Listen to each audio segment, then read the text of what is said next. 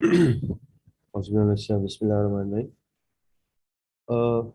देखें, ये मेरा ऑप्शनल सब्जेक्ट था आपके पीसीएससी के एग्ज़ाम में एंड मेरे सीएसएस के एग्ज़ाम में मैंने ये फर्स्ट अटेम्प्ट में ये जो है अपना इसको मैंने ऑप्ट किया था।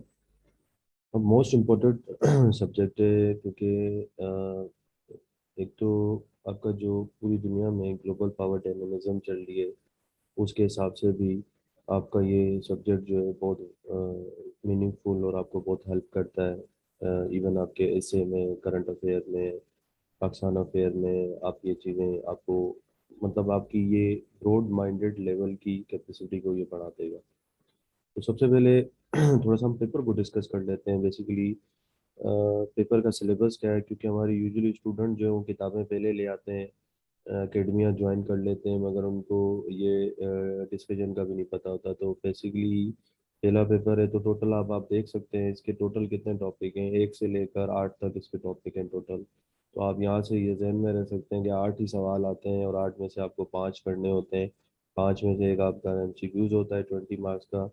उसके बाद आपका जो होता है 80 मार्क्स का आपका जो है ना पेपर होता है, वो इन इन 8 टॉपिक में से बनेगा। अब सबसे पहले मैं इसकी इनकी थोड़ी सी आपको अभी डिटेल में सारी चीज़ें अपने अपलोड करता जाऊंगा लेक्चर। फिलहाल थोड़ा थोड़ा मैं आपको डिस्कस करके बताता जाता हूँ। सबसे पहले तो ये जो चीज़ है इसको मैं अंडरलाइन कर रहा हूँ, और अंडरलाइन करने के बाद आपको ये बताना चाह रहा हूँ कि सबसे पहले तो इसकी डेफिनेशन होती है।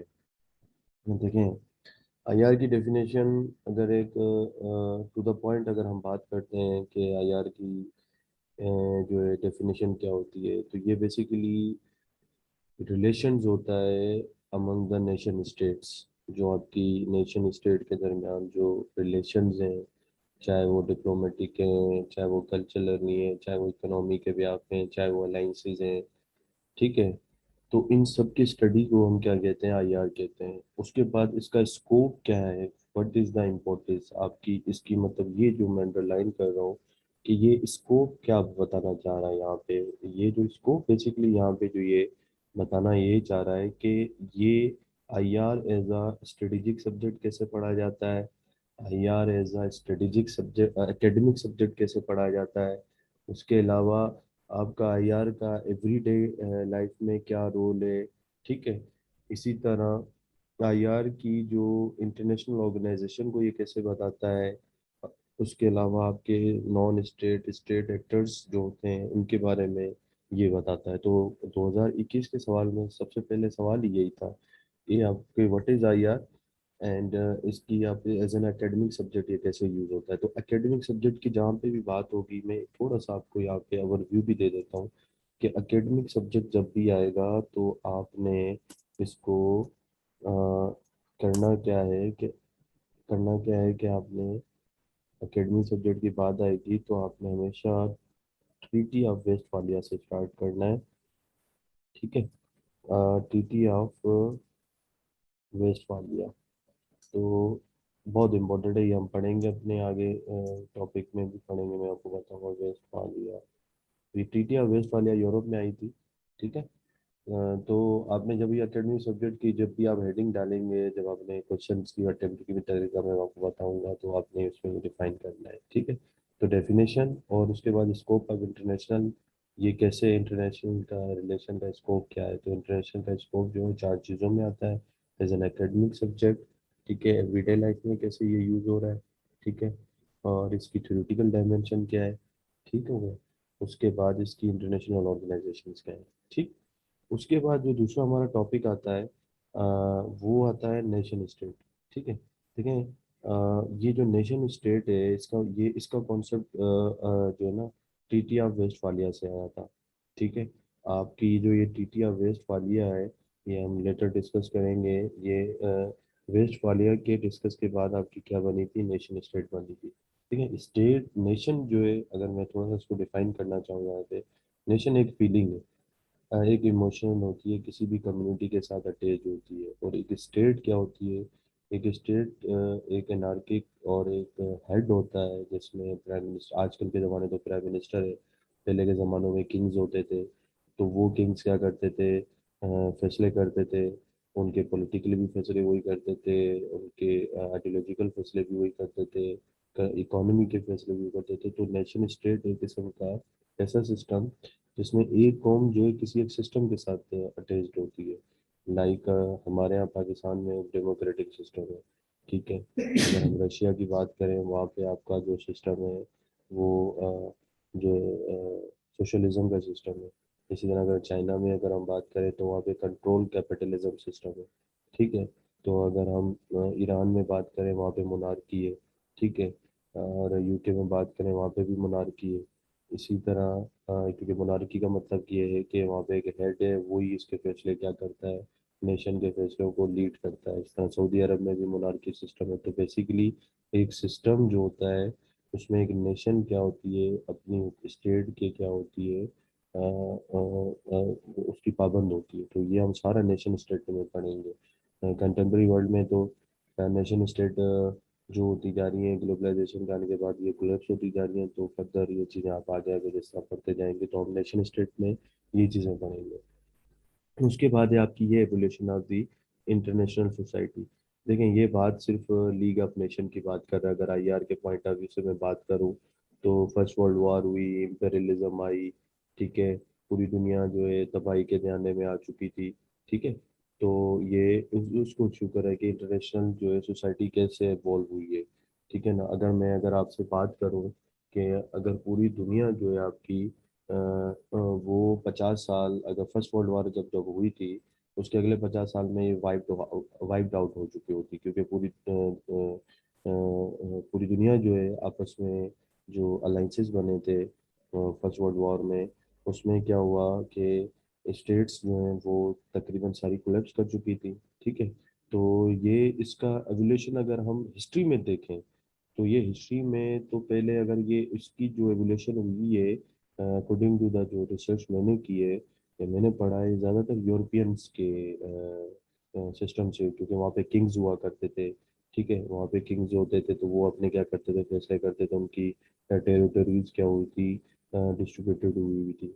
तो ये एवोल्यूशन तो ये स्टार्टअप हो चुकी थी और उसके बारे में बहुत सारे थ्योरेटिकल और बहुत सारे फिलोसफर भी आए हैं जो कि आईआर के आप हम आगे इसको डिस्कस करेंगे थ्योरीज के हिसाब से, ठीक है। तो ये इंटरनेशनल एवोल्यूशन कैसे हुई है, इंटरनेशनल सोसाइटी की एवोल्यूशन कैसी, तो मतलब यार ने पूरी दुनिया को एक जगह पे कनेक्टेड किया हुआ है। यहाँ पे जैसे अगर मैं इसको कंटेम्प्रेरी में एक एग्जांपल दूँ, यूएन की एग्जांपल है, यूनाइटेड नेशन है। तो यूनाइटेड नेशन बेसिकली वो कर क्या रहा है, वो ह्यूमन राइट पे भी एक्शन लेता है, वो आपके वाटर क्राइसिस पे भी एक्शन लेता है, वो आपके डिस्प्यूट पे भी एक्शन लेता है, वो आपके कोरोना वायरस पे भी लेता है। तो ये अभी एक सोसाइटी आके यहाँ पे एक डेवलप हुई है, ठीक है ना। तो मगर इसकी एवोल्यूशन हुई है। इसकी एवोल्यूशन का अगर मैं अगेन हवाला दूंगा तो वेस्टफालिया से ही दूंगा। तो ट्रीटी ऑफ वेस्टफालिया से इसका क्या हुआ था, आगाज हुआ था। तो ये आप इसमें हम जो डिस्कस करेंगे, जब आपका क्वेश्चन अगर आता है कि एवोल्यूशन ऑफ इंटरनेशनल सोसाइटी कैसे हुई, तो वो सारे थ्योरेटिकल फिलोसफर सारे आप सारा उनको डिस्कस करेंगे, ठीक है। नंबर 2 जो उसका टॉपिक है वो है थ्योरीज एंड अप्रोचेज। देखें, आईआर एक डायनेमिक सब्जेक्ट है, ठीक है ना। मैंने जब मैंने इसको डिस्कस करना स्टार्ट किया था, एक्सप्लोर करना किया था, तो मैंने इसको अपनी कंटेम्प्रेरी वर्ल्ड से कनेक्टेड करना स्टार्ट किया था। देखिए, ये थ्योरीज और अप्रोचेज में थोड़ा डिफरेंस है। थ्योरी एक सेट ऑफ आइडिया होता है किसी के बारे में। जैसे आप अगर कहते हैं इमरान खान आपको अच्छा लगता है, तो मैं कहता हूँ इमरान खान मुझे अच्छा नहीं लगता है, तो दोनों बातें सही है, ठीक है। तो और उस थ्योरी को फिर हम अप्रोच करते हैं, ठीक है। जो हम नजरिया करते हैं उसी के मुताबिक हम अपनी लाइफ को क्या करते हैं, ये मैं अंडरलाइन कर देता हूँ। जो है ना, अपनी हम लाइफ को मुताबिक चल लेते हैं। जैसे अगर हम कहते हैं कि भाई जो है डोनाल्ड ट्रंप अच्छा नहीं है, जो बाइडन अच्छा है, तो ये दोनों बातें अपनी जगह पे सही है, तो दोनों की अप्रोचेज भी सही है, ठीक है, अपने अपनी जगह पे। तो थ्योरी को आपने करना क्या है कि अपनी ज़िंदगी में आप देखेंगे कि जैसे अगर हम यूनिवर्सिटीज़ में पढ़ते थे तो यूनिवर्सिटीज़ में हम ये कहते थे कि कोई भी एक स्टूडेंट आता था उसके बारे में हम बता देते थे कि भाई ये बच्चा जो है बड़ा एक इंटेलिजेंट बंदा है। फिर एक और बच्चा आपके साथ आके बैठता था, उसके सामने हम उसको कह देते थे कि ये बच्चा बड़ा नालायक है। तो ये थ्योरी है, एक सेट ऑफ आइडिया है, सेट ऑफ अप्रोच है आपकी, कि आप उसको किस नज़रिए को आप देख रहे हैं, ठीक है ना। तो इसी के दौरान जो है ना लोग जो है ना आपके पैदा हुए हैं डिफरेंट सर्कमस्टेंसेस में, डिफरेंट आईआर के फिलोसफर जो है वो आपके जो है ना उन्होंने जन्म लिया। ठीक है ना। तो आपकी जो जिनमें सबसे मशहूर नाम है तो साइटस का नाम है, जॉन कार्ट्स का नाम है। ठीक है ना। ये मार्क्सिज्म है, ये आप सारे पढ़ेंगे आके, ये इनकी सबकी थ्योरी थी। तो अगर हम बात करते हैं क्लासिकल अप्रोचेज, देखें ये सब 2021 का क्वेश्चन था कि आपने क्लासिकल अप्रोचेज या क्लासिकल थ्योरीज को डिफाइन करें, तो ये क्वेश्चन आया हुआ था। तो ये रियलिज्म और ये जो रियलिज्म है, ये रियलिज्म बाद में आई है, आइडियलिज्म पहले थी। ठीक है ना। तो रियलिज्म और आइडियलिज्म में डिफरेंस है, ये हम पढ़ेंगे आगे। तो रियलिज्म को यहाँ पे अगर मैं थोड़ा सा ओवरव्यू दे दूँ, तो ये डेड थ्योरी कहा जाता है इसको। ठीक है। इसको हम क्या कहते हैं, डेड थ्योरी कहते हैं। ये सब की थ्योरी मतलब ऑल इन ऑल ये थ्योरी डोमिनेट करती है आपके इंटरनेशनल रिलेशन में। ठीक है। फिर उसके बाद इनकी थ्योरीज और भी हैं, रियलिज्म के बाद लिबरलिज्म है, कंस्ट्रक्टिविज्म है, ये सो ऑन, हम सारी चीज़ें पढ़ेंगे। तो पेपर में हमें जो फोकस करना होता है कि ये एक तो साइंटिफिक रेवोल्यूशन, और ये जो मैं बाद में डिस्कस करता हूँ थ्योरीज हमारी होती हैं, रियलिज्म के बाद क्लासिकल रियलिज्म आ जाता है, उसके बाद आपके पास नियो रियलिज्म आ जाता है। ये सारी चीज़ें आप पढ़ेंगे। तो ये जो है ना, ये जो साइंटिफिकल बिहेवियरल अप्रोच और सिस्टम अप्रोच, ये हम पढ़ेंगे। ये इसकी अप्रोच है कि इसको थ्योरी को कैसे अप्रोच किया जाता है। तो उसमें हम तरीक़ेकार पढ़ेंगे इसके। यहाँ पे मैं बताना चाहूँगा आपको, रिलेटिव गेन होता है और एक एब्सोल्यूट गेन होता है, ये आप लेटर पार्ट में डिस्कस करेंगे। तो यहाँ पे एक रिलेटिव गेन होता है, जैसे अगर आई रियलिज्म वाला कहता है कि भाई वो जो है ना मैं एब्सोल्यूट गेन चाहता हूँ, और लिबरल वाला कह देता है मैं आपका जो है वो जो है ना रिलेटिव गेन कहता हूँ। ठीक है। ये नियो नियो यहाँ पे ये एक आपकी जो है थ्योरी है। ठीक है। ये थ्योरी का नाम है नियो रियलिज्म, ये रियलिज्म से निकली है, नियो का मतलब है न्यू। ठीक है। तो न्यू का मतलब ये न्यू वर्ड उससे निकला है। तो इससे फिर एक डिबेट छिड़ती है। ये दो थ्योरी से ऐसे बताई गई हैं क्योंकि यही पेपर में आपकी डोमिनेट करती हैं, और आप अपनी क्वेश्चन में भी यही अटेम्प्ट करते हैं जब आपका पेपर 2 आता है। तो इसको ये क्या कहा जाता है, नियो नियो डिबेट भी कहा जाता है। मैं यहाँ लिख देता हूँ, इसको हम कहते हैं नियो नियो डिबेट। ठीक है। नियो नियो डिबेट भी कहा जाता है इसको। सही। तो ये आपके पेपर में भी आता है। उसके अलावा वो कुछ पोस्ट मॉडर्निज्म थ्योरी थी, जैसे फेमिनिज्म है, कंस्ट्रक्टिविज्म है। अब जैसे थोड़ा थोड़ा मैं बताता हूँ, फेमिनिज्म का तो आपने बहुत नाम सुना होगा।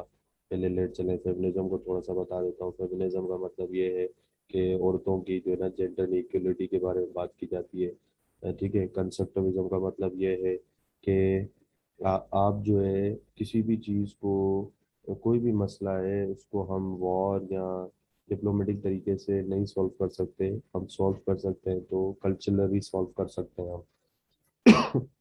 अपने बिहेवियर से हम इसको सॉल्व कर सकते हैं। फिर आप इसमें क्रिटिकल थ्योरी को पढ़ेंगे। ये क्रिटिकल एनालिसिस की बात कर रहा है, जो कि आईआर के पेपर में और करंट अफेयर में बड़ी मीनिंग है, बल्कि पूरे सीएसएस में बात इसी की होती है, क्रिटिकल थ्योरी होती है। फिर उसके बाद पोस्ट मॉडर्निज्म है, ये पेपर में इतनी ज़्यादा आती नहीं है। ठीक है। मगर फिर भी हम इसको डिस्कस कर लेंगे पोस्ट मॉडर्निज्म को, कि मॉडर्निज्म क्या है। ठीक है। ये न्यू न्यू डिबेट के बाद आई थी। तो ये भी एक सोच का नाम है। तो बेसिकली इन सब थ्योरीज को अगर हम नाम लें तो ये एक सोचों का नाम है। तो इन सोचों को अपनी ज़िंदगी में अप्लाई करने की कोशिश ना करना, वरना तो बड़े मसले हो जाएंगे। तो रियलिज्म वाला भी ठीक है, लिबरलिज्म वाला भी ठीक है अपनी जगह पे, कंस्ट्रक्टिविज्म वाला भी ठीक है, और फेमिनिज्म वाला भी ठीक है। ठीक है। तो ये ये मैंने आपसे डिस्कस कर लिया। तीसरा टॉपिक जो है आईपीसी, इसको मैं शॉर्ट फॉर्म में अपने नोट्स में लिखा करता हूँ। तो हम इसको ऐसे करते हैं कि आईपीसी कहा जाता है इसको। ये आईपीसी ये आपका, आईपीसी का मतलब क्या, इंटर आई सॉरी सॉरी सॉरी आईपीएस है आपके पास, इंटरनेशनल पॉलिटिकल सिक्योरिटी। अब देखें, इंटरनेशनल पॉलिटिकल सिक्योरिटी का आईआर से बड़ा ताल्लुक है। ठीक है ना। ये आपका पेपर में पूछा भी जाता है कि इंटरनेशनल पॉलिटिकल सिक्योरिटी कैसे हो रही है। ठीक है ना। सिक्योरिटी का कॉन्सेप्ट कैसे आया। ठीक है। तो सिक्योरिटी का जहाँ पे भी कॉन्सेप्ट कॉन्सेप्ट आता है, तो वॉर की बात उसमें आ जाती है, पावर की बात आ जाती है। ठीक है। तो बॉर्डर्स की बात आ जाती है। फॉरेन पॉलिसी की बात आती है, नेशनल इंटरेस्ट की बात आ जाती है। तो इसमें सारी चीज़ें आप पढ़ेंगे कि बैलेंस ऑफ पावर क्या है, पावर क्या है, पावर के एलिमेंट्स क्या है। अगर हम बात करते हैं कि कॉन्सेप्चुलाइजेशन इन 21st सेंचुरी में क्या है, कि जैसे पहले ये समझा जाता था कि जिसके पास जितनी ज़्यादा दौलत होगी, पहले लोगों को ये समझाया जाता था वो ज़्यादा इतना पावरफुल होगा। 21st सेंचुरी में ये समझाया जाता था स्टार्टिंग में। फिर आपसे ये सोचा गया कि नेशनल पावर जो एलिमेंट्स ऑफ नेशनल पावर है, कि जिसकी जितनी ज़्यादा एरिया ज़्यादा होगा उसकी पावर इतनी ज़्यादा होगी, जिसकी जोग्राफी ज़्यादा होगी उसका इतना उतनी उसकी पावर होगी, मैन पावर उसकी ज़्यादा होगी तो उसकी पावर उतनी ज़्यादा होगी, हथियार ज़्यादा होंगे तो उसके हथियार उतनी पावर उसकी ज़्यादा होगी। और इवन इकोनॉमी होगी तो राइट नाउ तो इकोनॉमी पे चल रही है सारी जंग जो कंटेम्प्रेरी वर्ल्ड में, मगर बाकी चीज़ें भी इसमें मेंटेन करते हैं। इसके अलावा आपके पास ये बड़ा इंपॉर्टेंट है balance of power. Balance of power का मतलब ये है, उसको आम जबान में अगर हम समझने की कोशिश करें, मैं इसको लेटर पार्ट में बड़े डिटेल से सारी चीज़ें आपको मैं बताने की कोशिश करूँगा इंशाल्लाह। तो ये चीज़ें हैं। इसमें ही बैलेंस ऑफ पावर का मतलब ये है कि अगर जैसे हमने अल खालिद टैंक बनाया, ठीक है, तो इंडिया इंडिया चाहेगा कि हम भी अल खालिद से अच्छा टैंक बनाएं, ठीक है। अगर हमने अब्दाली एक न्यूक्लियर एसिड बना न्यूक्लियर मिसाइल बनाया तो इंडिया भी चाहेगा कि मैं ये चीज़ बना लूँ। जैसे हमने अभी आपने रिसेंटली देखा होगा JF-17 हमारा बहुत सारे मुल्कों ने खरीदा है, तो फिर इंडिया ने राफेल को क्या नाम है खरीद लिया। तो ये देखें, ये बैलेंस ऑफ पावर शिफ्ट हो गई। मतलब आप एक मुल्क दूसरे मुल्क को बर्दाश्त नहीं करता, वरना पावर का एक मसला आ जाता है। इसी तरह जैसे कश्मीर पे इंडिया ने क्या किया, कब्जा किया रिगार्डिंग 370 आर्टिकल 35 आर्टिकल लगा के, तो उसको पाकिस्तान ने काउंटर कैसे कर दिया, गिलगित बाल्टिस्तान से थ्रू उनको एक ऑटोनमस स्टेटस दे दिया, ताकि वरना अदरवाइज बैलेंस ऑफ पावर क्या हो जाएगा, शिफ्ट हो जाएगा। तो इसी तरह अगर इंडिया जो कर रहा है, लद्दाख में कर रहा है, नेपाल के साथ कर रहा है, हांगकॉन्ग चाइना के साथ कर रहा है, तो इससे पूरे रीजन का एक क्या होता है, बैलेंस ऑफ पावर वो हो जाता है, शिफ्ट हो जाता है। तो ये बैलेंस ऑफ पावर रखना पड़ता है। जैसे अभी रिसेंटली एक चीज़ आई कि आपका सीपेक का जो है BR3 से काउंटर किया जा रहा है, तो ये बैलेंस किया जाता है पावर को, ठीक है। उसके बाद है फॉरेन पावर है, ये फॉरेन पावर के डिटर्मिनेंट्स है, डिटर्मिनेंट्स के बाद डिसीजन मेकिंग एंड एनालिसिस है। तो ये भी हम डिस्कस करेंगे अपने लेटर पार्ट में कि फॉरेन पॉलिसी क्या होती है, फॉरेन पॉलिसी के गोल्स क्या होते हैं, पाकिस्तान की फॉरेन पॉलिसी के वेरिएंट क्या रहे हैं प्री पार्टीशन के बाद 1940 और सॉरी पोस्ट पार्टीशन के बाद 1947 से लेकर आपके जो है टिल नाउ तक, ठीक है। हमें यहाँ अभी सबसे मोस्ट अलाय समझाया, मोस्ट सस्पेक्टेड अलाय समझा जाता है अमेरिका की नज़र में, ठीक है। तो हमारी फॉरेन पॉलिसी कब कितनी एपेक्स लेवल पे रही है वो हम डिस्कस करेंगे इस पार्ट में। तो IPC, ये जब भी बातें, ये वर्ड जब भी आएंगे तो ये आप बात समझ जाएगा बैलेंस ऑफ पावर का मतलब क्या है, क्या IPS का IPS की बात हो रही है। अगर पावर की बात हो रही है तो IPS की बात हो रही है, ठीक है। और अगर फॉरेन पॉलिसी की बात हो रही है तो आप समझ जाइएगा कि इंटरनेशनल पॉलिटिकल सिक्योरिटी की बात हो रही है, डिसीजन मेकिंग की बात हो रही है, एनालिसिस की बात हो रही है, तो आप समझ जाइएगा कि IPS की बात कर रहा है, ठीक है। इसी तरह आपकी सोवेनिटी है। सोवेनिटी का मतलब जैसे अगर हम सीपेक की बात करें कि सीपेक के बाद हमारी सोवेनिटी पे खतरा आया, कुछ लोग कहते हैं नहीं खतरा नहीं आया। अगर खतरा नहीं आया तो आपके पूरे बलूचिस्तान से जो है जो सेंडेक से जो प्रोजेक्ट उठाए जा रहे हैं वो सोवेनिटी पे एक सवाल है। तो बताने का मकसद क्या है कि ये भी IPS का इंटरनेशनल पॉलिटिकल सिक्योरिटी का इशू आ जाता है। तो ये भी सोवेनिटी का जब भी मतलब आएगा तो आप उसमें समझेंगे कि किसकी बात हो रही है, IPS की बात हो रही है। नेशनल इंटरेस्ट है, नेशनल इंटरेस्ट ये है कि हमारा अफगानिस्तान में पीस इशू चल रहा है, वहाँ पे हमारा नेशनल इंटरेस्ट है, क्योंकि अफगानिस्तान में अमन होगा तो हमारे मुल्क में भी अमन होगा। तो ये भी हमारे यहाँ पे भी इंटरनेशनल पॉलिटिकल सिक्योरिटी की बात हो रही है। तो ये IPS का नेशनल इंटरेस्ट का इससे डायरेक्ट ताल्लुक है। तो ये जहाँ पे भी वर्ड आएंगे इसका ताल्लुक आप इस समझ जाइएगा, मैं इस पर अंडरलाइन कर रहा हूँ, ये IPS की बात होगी। In the same manner strategic approach है कि स्ट्रेटेजिक अप्रोच IR की क्या होती है। जहाँ पे भी स्ट्रेटेजिक का वर्ड आएगा तो आप समझ जाइएगा कि जंग की बात हो रही है। ये बात याद रखिएगा। जैसे स्ट्रेटेजिक डेप्थ का एक वर्ड यूज होता है, बड़ा आप लोग सुनते होंगे, तो स्ट्रेटेजिक डेप्थ का मतलब भी यही है कि जो हमें कहा जाता है, इंडिया हम पे इल्ज़ाम लगाता है कि जो स्ट्रेटेजिक डेप्थ जो है हमने अफगानिस्तान को बनाया हुआ है। तो बेसिकली वो वार की बात हो रही है। फिर ये वॉर कैसे इवॉल्व हुई है ये आप बात करेंगे कि वॉर की टाइप्स हैं, first world war, second world war, third world war, fifth fourth generation war, fifth generation, फिर उन सब का कॉम्प्लेक्स है। आप इधर हाइब्रिड वॉर को पढ़ेंगे। ठीक है। तो बताने का मकसद ये है कि इन चीज़ों को हमने इधर वॉर की बात करते हैं। ठीक है। तो अगर मैं थोड़ा सा इन सब वॉर को, आज की जो इन सारी वॉर को क्या कहा जाता है, हाइब्रिड वॉर कहा जाता है। तो यहाँ पे लिख भी देता हूँ, हाइब्रिड वॉर। ठीक है। ये सारी मतलब इसको प्रॉक्सी वॉर भी कहा जाता है। उसके बाद स्ट्रेटेजिक कल्चर क्या है, हमारा स्ट्रेटेजिक कल्चर है, ये बात होती है स्ट्रेटेजिक कल्चर का मतलब यही है। पाकिस्तान के स्ट्रेटेजिक कल्चर क्या है, कि सऊदी हमारा दोस्त है, चाइना हमारा भाई है। ठीक है। और हमारे मुसलमान सारे भाई हैं, हमने मुसलमानों की मदद करनी है। मगर फिर यहाँ पे ये भी बताया जाता है कि इंडिया हमारा सबसे बड़ा दुश्मन है। ठीक है। तो ये हमारा स्ट्रेटेजिक कल्चर है। ठीक है। तो ये हम पढ़ेंगे इसमें। ये भी अगेन है, स्ट्रेटेजी का मतलब यही है कि जहाँ पे स्ट्रेटेजी की बात आती है कल्चर की, कि इंडिया हमारा अब्दी और अजली दुश्मन है और है रहेगा। उसके बाद है डिटरेंस। है डिटरेंस का मतलब ये बहुत आप सुनेंगे हुए हैं, आपकी न्यूज़ में भी सुनते होंगे।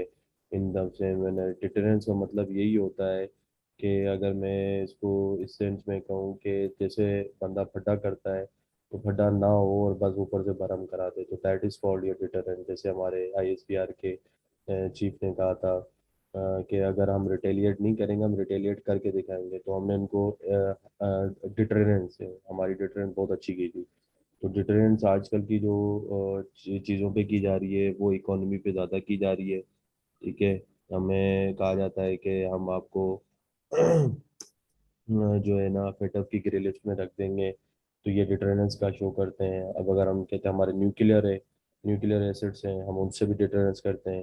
तो ये आप पूरा इसमें कॉन्सेप्ट पढ़ेंगे, ये सारी चीज़ें 3D एंड प्रैक्टिकल क्या है डिटरेंस इंडिया और पाकिस्तान के दरमियान। ठीक है। तो ये डिटरेंस यहाँ पे आप डिटेल में इसको पढ़ेंगे। ठीक है।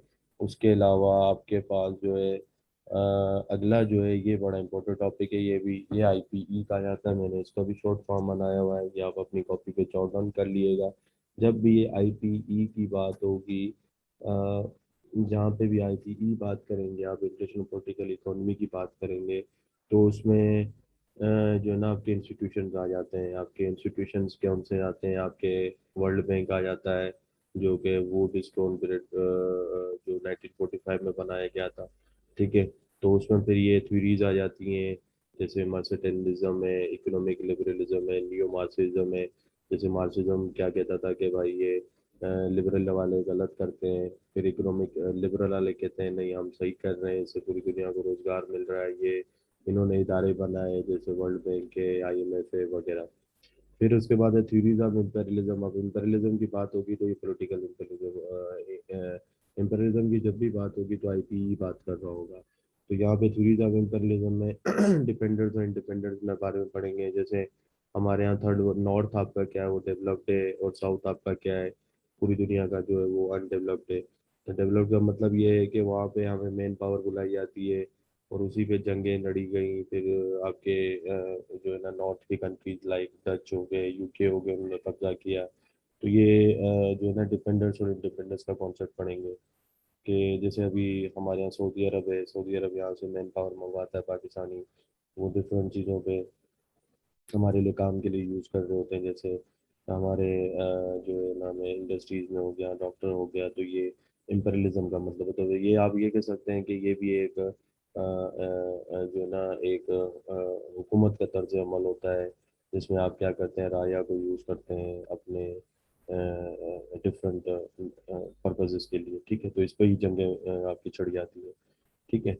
उसके बाद अगर आपकी इंटरनेशनल पॉलिटिकल कम्युनिटी की बात होगी, तो जब भी इसको हम आईपीसी कहते हैं, आईपीसी का मतलब जहाँ पे भी आएगा तो ये बात हो रही होगी। आप जब भी अपने अखबार में पढ़ेंगे, नेशनलिज्म को पढ़ेंगे, तो आप आईआर की टर्म में इसको पढ़ेंगे आईपीसी के। आईपीसी क्या होता है, आईपीसी का नाम जब भी आए तो आपने ये समझ जाना है कि ये किसकी बात हो रही है, नेशनलिज्म की बात हो रही है, ग्लोबलाइजेशन की बात हो रही है। अब ग्लोबलाइजेशन, नेशनलिज्म, जैसे इदारे हैं हमारे, जैसे हमारा आपका जो है ना आर्मी का इदारा है, तो वो और जो है ना कंट्रोल कमांड का सेंटर है, या हमारी जो है national command centre, security centre है, तो वो नेशनलिज्म पे बात करते हैं, मतलब जो नेशन से रिलेटेड है, कोई नेशन की सोवरेनिटी पे खतरा ना हो। ग्लोबलाइजेशन की बात करेंगे तो ग्लोबलाइजेशन के बहुत सारे इदारे हैं। जैसे अगर हम बात करें, जिसमें ऊपर मैंने आपको बताया डिपेंडेंस और इंडिपेंडेंस, इधर आपके पास WB, वर्ल्ड बैंक, IMF, और इसके अलावा आपके पास वर्ल्ड बैंक, IMF, आपके पास UN है, ठीक है, एंड नेटो है, ठीक है, और यूनेस्को है। ये सारे इदारे जो है आपके क्या कहलाते हैं, ग्लोबलाइजेशन में आते हैं। ग्लोबलाइजेशन ने डिपेंडेंस और इंडिपेंडेंस और कॉम्प्लेक्स, आप यूं कह सकते हैं कि इसने कॉम्प्लेक्स जो है ना इंटरडिपेंडेंस कर दी है, कॉम्प्लेक्स इंटरडिपेंडेंस कर दी है आपकी। तो ये चीज़ें आपने इनको समझने की कोशिश करनी है।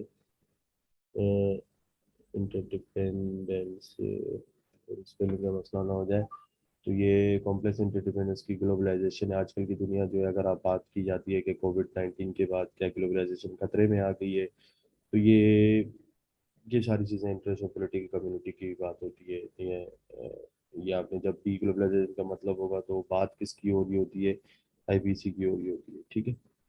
अब अप्रोच टू पीस है, जैसे यहाँ पे हमने पढ़ा केस स्टडी की अप्रोच टू इंटरनेशनल लॉ है, वार के बारे में बात होगी, तो उसको नलिफाई करने के लिए, पीस के लिए हम डिप्लोमेसी करते हैं, अलाइंसेस बनाते हैं, ट्रीटीज बनाते हैं, कंट्रोल करते हैं, जैसे आर्म्स वन है, और ये क्या नाम है, डिमार्केशन करते हैं। जैसे आपके यहाँ LOC बनाया गया या LACA, ठीक है, डिप्लोमेसी की जाती है। रिसेंटली जो है नागरानो काराबाग में, नागरानो काराबाग पे मैंने जो है सवाल भी हमारा आया था, नागरानो काराबाग, ठीक है, कि ये आपकी डिप्लोमेसी के थ्रू सॉल्व किया गया था। फिर इंटरनेशनल लॉ है, आपके इंटरनेशनल लॉ किस पे बात करते हैं, जैसे साउथ चाइना सी में मसला चल रहा है आपका, तो वहाँ पे कन्फ्लिक्ट्स हैं 9 डिशेस की लाइन का, ठीक है, तो उसको किसने किया, लॉ सीज लॉ ने, ठीक है, LCOs कहा जाता है इसको, ठीक है। इसके अलावा ये नॉन प्रोलिफरेशन ट्रीट है, इसको स्टार्ट वन अमेरिका और USA के दरमियान की गई। तो स्टार्ट वन है एंड स्टार्ट टू है, ठीक है। इसी के अलावा आपके पास पाकिस्तान के दरमियान LOC की गई, इंडिया और चाइना के दरमियान LAC किया गया, और अभी रिसेंटली हमारी फ्रेंड्स लगाई गई है, ठीक है। तो ये सारी चीज़ें आपकी अप्रोचेज टू पीस आती हैं। तो ये अप्रोचेज टू पीस का मतलब जब भी कहीं पे लिखा हुआ है तो आप समझ जाना कि ये बात किसकी हो रही है। 3 टाइप की हो रही है, डिप्लोमेसी की बात हो रही है, इंटरनेशनल लॉ की बात हो रही है, और आपके आर्म्स कंट्रोल की बात हो रही है, ठीक है ना। तो ये चीज़ें मैं थोड़ा सा आपको इस वजह से बताता जा रहा हूँ ताकि आप लोगों को ये सब्जेक्ट थोड़ा इंटरेस्टिंग लगे। उसके बाद है IPS, IPI होता है, इसका मतलब क्या होता है, ये ऊपर भी हम बात कर चुके हैं। ये IPI इंस्टीट्यूशन का नाम होता है। अगर हम बात करें, यूनाइटेड नेशन है, इंटरनेशनल पॉलिटिकल इंस्टीट्यूशन है, तो ये UN है, IMF है, ये सारे क्या इदारे हैं आपके, मैं ऊपर भी बता चुका हूँ। तो ये पूरा पेपर है, आप देख सकते हैं इसमें क्या मसला है। कुछ भी मसला नहीं है अगर आपके कॉन्सेप्ट क्लियर हैं। मसला सिर्फ क्या पर आता है आपका, लोगों का सिर्फ इशू कहाँ आ रहा होता है कि इसको समझने में। लेकिन ये पार्ट बड़ा इंपॉर्टेंट है। सबसे पहले अगर हम बात करेंगे तो मैं इसको डिस्कस करूँगा थ्योरीज को। पहले पेपर में ये थ्योरीज डिस्कस होती हैं, ठीक है। ये मोस्ट इम्पोर्टेंट पार्ट है आपका। पूरा पेपर जो है, मैं आपको बता दूं कि आपका 80% जो है, 80% जो है पेपर आपका इस पे आता है, ठीक है। आपका 80% पेपर, फर्स्ट पेपर आपका इस पे आता है। अगर आपने पेपर सॉरी, ये बताने मतलब 80% जो है IR आपकी दोनों पेपर की इस पे आती है। आपकी थ्योरीज क्लियर होनी चाहिए। जब आपकी थ्योरीज क्लियर होंगी तो आप पेपर 2 आराम से कर सकते हैं, ठीक है। तो ये हम सबसे पहले मैं आपको ये बताऊंगा, उसके बाद फिर ये लेटर ऑन एक एक को हम टॉपिक को डिस्कस किया करेंगे इन द सेम मैनर। आपके पास पेपर 2 है। अब अगर पेपर 2 अगर आपको पास आ गया तो जैसे हमने बात की, स्ट्रेटेजी कल्चर की बात की थी, वॉर से रिलेटेड है, तो वॉर की, कोल्ड वॉर है, पोस्ट कोल्ड वॉर के दरमियान क्या हुआ, तो ये आपने इसमें ये चीज़ें पढ़नी है, ठीक है। ये चीज़ें मैं आपको बताऊंगा। एक मिनट। ये आपके जैसे बताने का मकसद क्या है कि ये आपके पास रशियन रेवोल्यूशन कैसे आया। ठीक है, रशिया ने लीनिन के ज़माने में और रोस्टेव के ये रेवोल्यूशन आया था। फिर फैसिज्म जो है ये एक थ्योरी है, इसको हम पढ़ेंगे। इसके अलावा लीग ऑफ नेशन है, ये एक आईपीआई है, जैसे मैंने अभी आपको ऊपर बताया, ये आईपीआई का एक इदारा है। इसका मतलब सेकेंड वर्ल्ड वॉर है, ये आपकी स्ट्रेटेजी कल्चर से बात होती है कैसे सेकेंड वर्ल्ड वॉर क्यों हुई।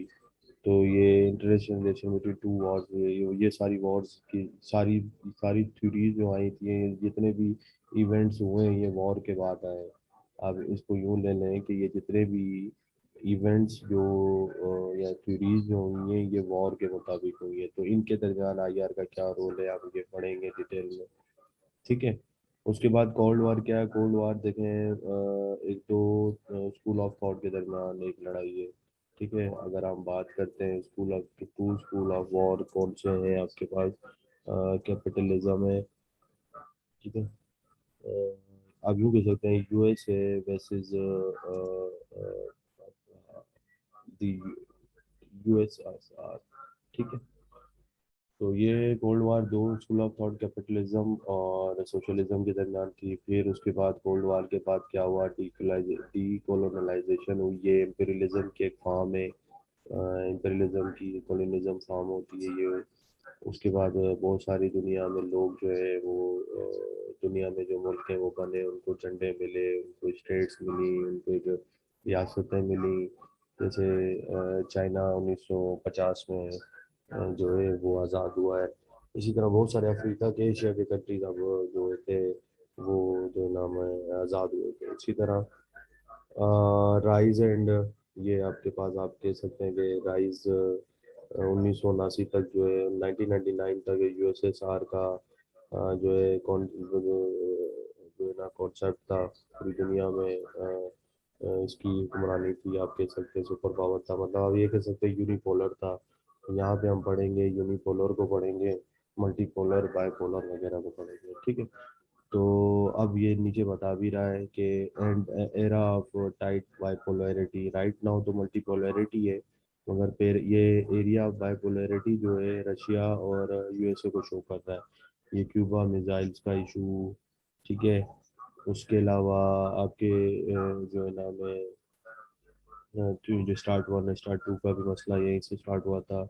फिर उसके बाद ये दतानते जो है ये एक कॉन्सेप्ट है, इसको भी हम डिस्कस करेंगे रिगार्डिंग ये कोल्ड वॉर वार से पहले आया हुआ है, मगर ये ज़्यादातर इसका जो हमें प्रोसेस मिला ये दो इन कंट्रीज के दरमियान मिला। फिर आपके पास रिवाइवल ऑफ कोल्ड वॉर है। ये रिवाइवल ऑफ कोल्ड वॉर अभी की बात कर रहा है, मतलब आप ये कहते हैं जैसे इमर्जिंग पावर और एग्जिस्टिंग पावर, मतलब ये चाइना की बात कर रहा है 1999 के 1991 के बाद जो है ना न्यू कोल्ड वॉर है आपकी। तो हम उसके बारे में पढ़ेंगे इसको डिटेल में। ठीक है, तो मल्टीपोलर बाइपोलरिटी और यूनिपोलरिटी का कॉन्सेप्ट भी इधर आ जाएगा। ठीक है, तो ये चीज़ें थी इसमें कुछ, मैं थोड़ा सा अंडरलाइन कर देता हूँ। ठीक है, अच्छा उसके बाद है पोस्ट कोल्ड वार है। अब वो जैसे ही है कि revival of the cold war है, तो ये एंड ऑफ हिस्ट्री, ये क्लैश ऑफ सिविलाइजेशन है। इससे आपका इस्लाम फोबिया आपका आजकल जो है ना यहाँ पे मैं लिख भी देता हूँ। ये सैमुअल ने थ्योरी दी थी आपकी इस्लामोफोबिया की। तो ये इस्लामोफोबिया का कॉन्सेप्ट तकरीबन ये तो बहुत सालों से सदियों से, मगर ये यहाँ से बहुत इसने पीक पकड़ी है इस थ्योरी के बाद। तो ये इसके हम पढ़ेंगे यहाँ पे, एंड ऑफ हिस्ट्रीज की एक बुक भी है। इसके बाद है टेररिज्म है, यूनिपोलैरिटी न्यू वर्ल्ड ऑर्डर, फिर रिवाइवल ऑफ मल्टीपोलैरिटी जैसे चाइना अभी कर रहा है पूरी दुनिया में। तो ये चीज़ें आप पढ़ेंगे डिटेल में इसमें। ठीक है, तो सारी चीज़ें एक दूसरे से कनेक्टेड हैं, आपने घबराना नहीं है। उसके बाद है इंटरनेशनल रीजनल ऑर्गेनाइजेशन है, ये इनकी बात कर रहा है, आईपीई की बात कर रहा है। ये जैसे आईपी ये जो इंटरनेशनल पॉलिटिकल इंस्टीट्यूशन है ना, तो ये यहाँ पे इंटरनेशनल भी है और रीजनल भी है। तो इसमें यूरोपियन यूनियन पढ़ेंगे, आसियान पढ़ेंगे, नेफ्टा, सार्क, एससीओ, ओआईसी, ये सारी हम चीज़ें में डिटेल में पढ़ेंगे। इनके क्या जो है ना मोटो है, इनके क्या आपके कह सकते हैं ऑब्जेक्टिव और मिशन है, या इनका क्या ये फेलियर क्यों है वगैरह वगैरह। ठीक है ना। फिर उसके बाद आपके पास रिफॉर्म्स की क्या ज़रूरत है। जैसे रिफॉर्म्स की बात होती है तो आपका सवाल एक्सपेक्टेड आता है पेपर में कि कश्मीर के इशू पे अभी तक ये क्यों नहीं है, हमें कश्मीरियों को उनका के खुद रियायत नहीं दे पाया। तो ये बात है। फिर उसके बाद वर्ल्ड बैंक के अगर इसमें भी रिफॉर्म देंगे, बेल आउट पे बेल आउट देते हमें देते जा रहे हैं, मगर पूरी दुनिया में एक इंडिपेंडेंस करते जा रहे हैं। तो ये बात, ये हम इस चीज़ में पढ़ेंगे। उसके बाद आपके पास क्या है, foreign policy of the selected countries है। देखें ये बात बहुत इंपॉर्टेंट है, हमने बस इनकी फॉरेन पॉलिसी पढ़नी है। पेपर में हमारा मकसद सिर्फ इनसे होता है, ठीक है। तो ये आपके एमसीक्यूज भी इसमें बहुत सारे क्लियर होते हैं, और आपकी पूरी दुनिया की जो पावर चल रही है, आप जिसको ग्लोबल पावर, मतलब मैं यहाँ पे सिर्फ यही कहूँगा कि ये ग्लोबल पावर डायनामिज्म है। ग्लोबल पावर डायनामिज्म है, ठीक है। ठीक है, इसमें जैसे ट्रेड वॉर है, आपके पास इकॉनमी है, आपके पास जो है मिलिट्री पावर है, ठीक है। ठीक है, बायोलॉजिकल वॉर वगैरह सारी चीज़ें आप पढ़ेंगे इसमें, ठीक। उसके बाद साउथ एशिया में आएंगे आप। यहाँ पे देखें हर बार ही अमेरिका की पॉलिसी चेंज होती है पाकिस्तान और इंडिया के लिए, ठीक है ना। तो ये आप इसमें डिटेल में पढ़ेंगे इधर। जैसे जो बाइडेन की पॉलिसी अलग है, ट्रम्प की पॉलिसी अलग थी, तो फिर इसमें ये सारी चीज़ें आप पढ़ेंगे। उसके बाद है कि इंडिया और पाकिस्तान के जो है जो सियाचिन बॉर्डर वगैरह जो भी इशू हुए हैं, सर क्रीक लाइन है, एलओसी जो 1972 में हुई थी, उसके अलावा आपके सियाचिन की जो जंग 1998 में हुई है, ये उसके बारे में पढ़ेंगे आप, ठीक है ना। तो ये सारी चीज़ें हमारे पास उधर आएंगी कि जो कोल्ड वार थिएटर है, सोवियत इन्वेजन हुई, फिर पाकिस्तान सोवियत यूनियन के बाद जन वायकट आया है, पोस्ट कोल्ड वार सिचुएशन है, फिर राइज ऑफ तालिबान है, ठीक है। अभी राइट नाउ अफगान इशू भी चल रहा है, तो ये फिर ऑपरेशन एंड इंड्यूरिंग फ्रीडम है। ये सारी चीज़ें मतलब ये इवेंट्स एक दूसरे से कनेक्टेड है, ठीक है। ऊपर फिर उसके बाद क्या है कि वेपन ऑफ मास डिस्ट्रक्शन है, ये बात होती है ट्रीटीज को कंट्रोल, मतलब ये आप यूँ कह सकते हैं कि इस टाइम 7 आपके पास न्यूक्लियर जो है ना कंट्रीज है, ठीक है। वो पाकिस्तान एक वाहिद है कंट्री है कि जिसके पास न्यूक्लियर, मुस्लिम कंट्री है जिसके पास ये है। तो ये जैसे हमने भी अभी अभी तक एनपीटी को साइन नहीं दिया हुआ, ठीक है ना। तो आपने यहाँ पे ना ये इसको ज़रा बड़े जहन में रखना है, मैं इसको अंडरलाइन कर देता हूँ। तो आपने इसको बड़ा ध्यान में रखना है, क्योंकि पेपर में एनपीटी का बड़ा रोल आता है, क्योंकि पाकिस्तान ने और इंडिया ने दोनों ने एनपीटी की साइन नहीं किया हुआ, क्योंकि हम कहते हैं कि पाकिस्तान इंडिया करे और इंडिया कहते हैं हम करें।